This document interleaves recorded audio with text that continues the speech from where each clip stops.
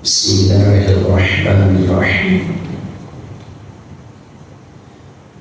سورة الطلاق مدنیہ. سورہ الطلاق جس کی اب تک 2 آیات ہم نے پڑھی ہے، آج آیت نمبر 3 سے ہم پڑھیں گے.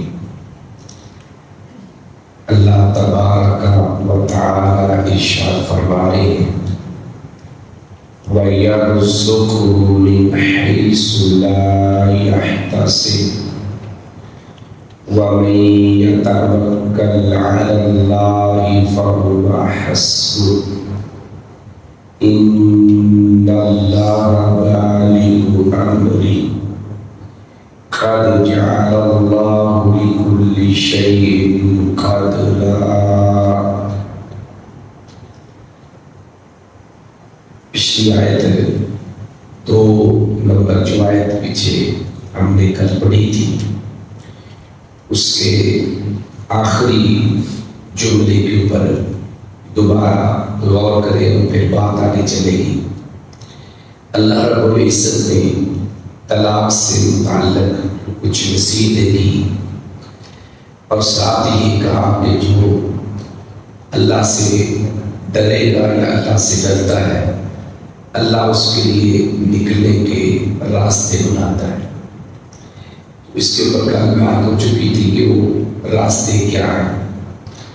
ساتھ ہی اللہ رب العزت نے بڑی اہم بات کی کہ صرف نکلنے کے راستے نہیں، یعنی طلاق کا معاملہ ایسا ہے کہ اس میں جب تک میاں بیوی کے دل میں اللہ کا ڈر نہیں ہوگا تو وہ اللہ کی حدود کو قائم نہیں رکھ سکتے. تو اس لیے بار بار آپ دیکھیں جب نکاح ہوتا ہے تو نکاح کے موقع پر جو قرآن کی آیات پڑھی جاتی ہیں، سورہ آل عمران کی، سورہ نساء کی، سورہ احزاب کی، ان سب آیات میں بار بار ایک ہی بات آئی ہے کہ اللہ سے ڈرو. اب یہاں پر آپ دیکھ لیں پیچھے بھی بات یہ آئی ہے اور آگے بھی 2-3 دفعہ پھر یہ بات آئے گی اور بار بار ایک ہی بات ہے کہ اللہ سے ڈرنا ہے، اللہ سے ڈرنا ہے. فرمایا وَيَرْزُقْهُ، اور وہ رزق دے گا. کون؟ اللہ. وہ اسے من سے، حیث جہاں، لا یحتسب اس نے گمان نہیں کیا، یعنی سوچا بھی نہیں ہوتا. اس کی جو تفسیر اہل علم نے بیان کی ہے وہ یہ ہے کہ بعض اوقات مرد اپنی بیوی کو اس لیے بھی لٹکا کر رکھتا ہے اور اس کو چھوڑنا بھی نہیں چاہتا اور اس کو رکھنا بھی نہیں چاہتا.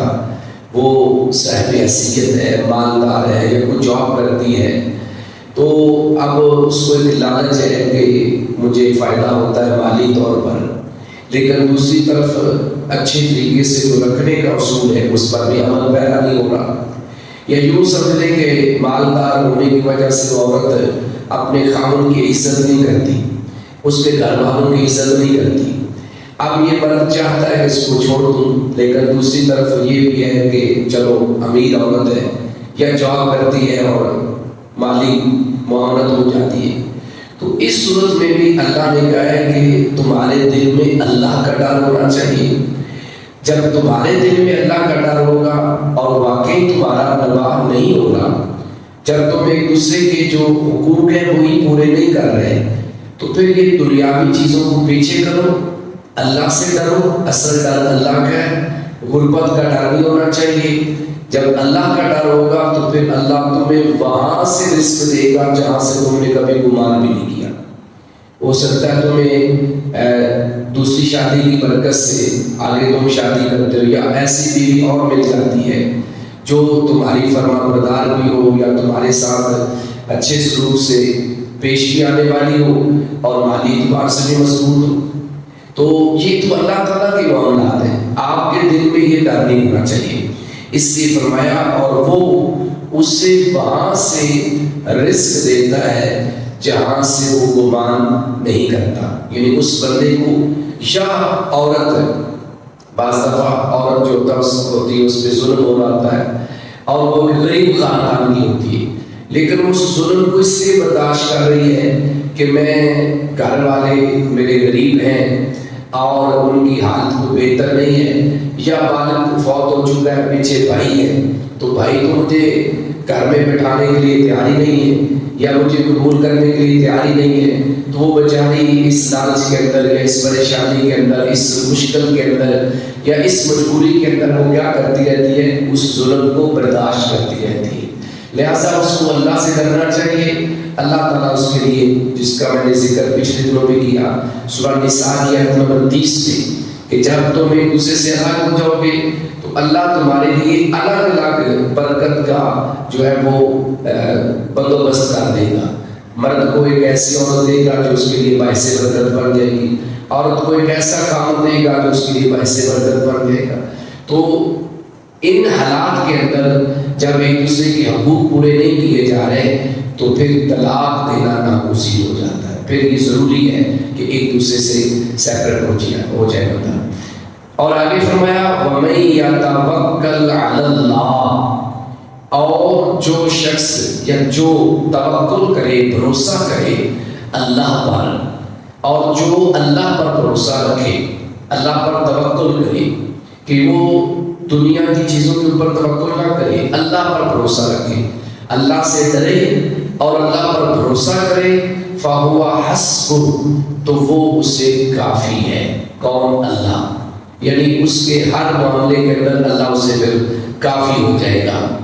ان اللہ، بے شک اللہ، بالغ، یہ لفظی معنی اگر کرے تو اس کو معنی پہنچنے والا، لفظی معنی بالغ، بالغ یبلغ کو معنی ہے پہنچنا، اس پہ فاعل کا صیغہ ہے، تو یہ تو آگے مضاف ہونے کی وجہ سے بالغ ہے، پہنچنے والا، لیکن یہاں مطلب ہے پورا کرنے والا، امر ہی، اپنے کام کو، یعنی جو اللہ کے وعدے ہیں کہ تم اللہ پہ توکل کرو، تمہارے دل میں اللہ کا ڈر ہونا چاہیے، تو اللہ تعالیٰ تمہارے لیے معاملات میں آسانی پیدا کر دے گا۔ جس طرح سورۃ الاحزاب کی جو آیت کا بھی میں نے ذکر بھی کیا، آیت نمبر 71 میں اللہ فرماتے ہیں یا ایھا الذین آمنوا اتقوا اللہ، اے لوگو جو ایمان لائے ہو اللہ سے ڈرو، وقولوا قولا سدیدا، اور بات کرو سیدھی سیدھی۔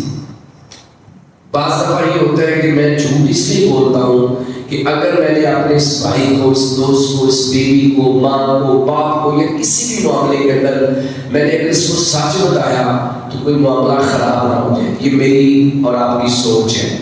اللہ کیا کہتے ہیں کہ تم نے بات سیدھی کرنی ہے، یصلح لکم اعمالکم، اللہ کا وعدہ ہے کہ اللہ تمہارے معاملات کو بگڑنے نہیں دے گا بلکہ ان کی اصلاح کر دے گا۔ وقتی طور ہو سکتا ہے کہ جس کو آپ نے سچ بتایا یا اپنی غلطی بتا دی کہ یہ میرے سے مسٹیک ہو گئی ہے اور اس کو غصہ آئے، لیکن اللہ اس کے دل میں ڈالے گا کہ دیکھ وہ جھوٹ بھی بول سکتا تھا لیکن اس نے جھوٹ نہیں بولا، سچ بولا ہے، اور وہی بندہ آپ سے محبت کرنے والا بن گئے، وہی باپ، وہی بھائی، وہی بیوی، وہی خاوند۔ تو یہ وہ چیز ہے کہ جب ہم بات سیدھی کریں گے اللہ سے ڈرتے ہوئے، کیونکہ پیچھے کیا اللہ سے ڈرو اور بات کرو سیدھی سیدھی، تو اللہ تمہارے معاملات کو سنوار دے گا۔ تو اس یقین کے ساتھ جب ہم سچ بولتے ہیں تو اللہ واقعی معاملات کو سنوارتے ہیں، لیکن ہمارا کیونکہ یہ یقین نہیں ہوتا اس لیے ہم ہر جگہ پہ جھوٹ کا سہارا لیتے ہیں۔ تو یہاں پر بھی یہی بات ہے کہ تم اللہ سے ڈرو، اللہ پہ توکل رکھو، تو کیا ہے؟ بے شک اللہ اپنے کام کو پورا کرنے والا ہے، یعنی جو اللہ کے وعدے ہیں وہ تمہیں تمہارے لیے نکلنے کے راستے بھی بنائے گا، تمہیں رزق بھی دے گا، تمہیں کافی بھی ہو جائے گا، یہ سب کچھ ہوگا۔ لیکن ساتھ ہی ایک اشارہ بھی کر دیا، اور وہ کیا ہے؟ قد یقیناً جعل اللہ، اللہ نے کر رکھا ہے، بنا رکھا ہے، لکل شیء، ہر چیز کے لیے، قدرا، ایک اندازہ۔ یقیناً اللہ نے ہر چیز کے لیے ایک اندازہ مقرر کر رکھا ہے، یعنی ہر چیز کا ایک ٹائم ہے۔ یہ نہیں ہے کہ ادھر تم توکل کرو اور ادھر جناب تمہارے لیے سونے کے پہاڑ بنتے ہیں، پہاڑ جو ہے سونے کے بن جائیں، ہر چیز کا ایک ٹائم ہے، ایک وقت ہے، امتحان چل رہا ہوتا ہے، آزمائش چل رہی ہوتی ہے. تو اگر آپ قائم رہتے ہیں اس توکل پر، بھروسے پہ، اور آپ جھوٹ کا سہارا نہیں لیتے، اور آپ اللہ پہ توکل رکھتے ہیں کہ میرا اللہ میرے لیے راستے نکالے گا اور میری مدد کرے گا، تو یقیناً کرے گا. کیونکہ اللہ نے اپنے کام کو پورا کرنا ہے، یعنی اپنے وعدوں کو پورا کرنا ہے، لیکن ساتھ یہ کہا کہ ہر چیز کا ایک وقت مقرر ہے.